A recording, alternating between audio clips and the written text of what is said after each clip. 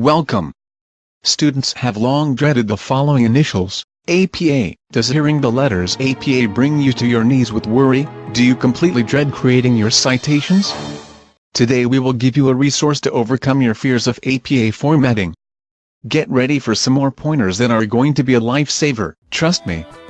With this lesson we will have you moving to the beat of your own drum, and your new tune is going to be rockin'. Let's learn more about the reference and citation generator right now. In order to log into the citation generator, go to the main university library link located right up here at the top of the page. Next, select the Center for Writing Excellence link right here. You will want to click on the Visit Tutorials and Guides link, right here. Finally, grab your hard hat and tool belt and get ready to do some work.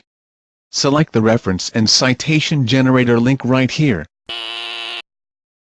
The page that looks like this will populate for you.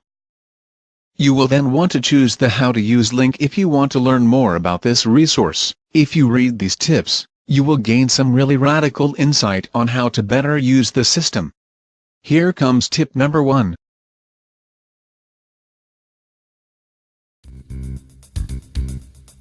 Tip number 1 reminds us to have your sources ready. This will help us locate the bibliographic data that we will need to enter into the generator. Tip number 2 reminds you to alphabetize your sources.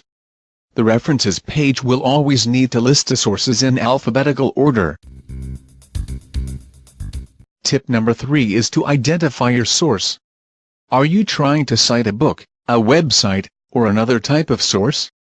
Each source must be formatted to meet the APA requirements. Tip number 4 reminds us to decide whether a source is print or non-print.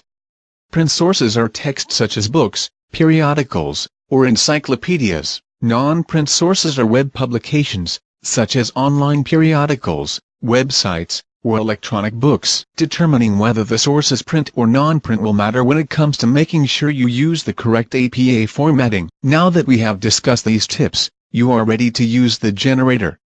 Select this tab up here labeled Generator. As you can see, many different options will populate, so then you will just choose the first type of source you may want to cite. You can choose from books, journals, newspapers, websites, online course materials, or many others. Next you will enter all of the requested information in all of the required areas.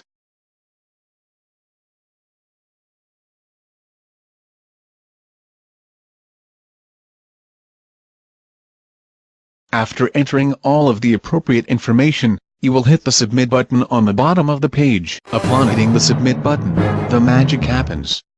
Get ready for a whirlwind of information. What is wonderful about this is that it generates a reference entry that you can paste into your references page.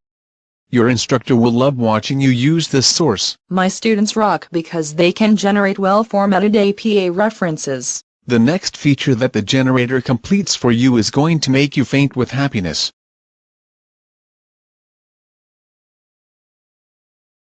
Down here, you can see that the generator has generated 3 different ways you can appropriately insert in-text citations into your work. Again, if you use these examples generated for you, your instructor is going to be so happy to see you use good APA formatting. I am crying tears of joy because my students feel so much more confident about using APA in-text citations when including direct quotes in their work. It is my hope that you will use the reference and citation generator to help you with your reference and in-text citations.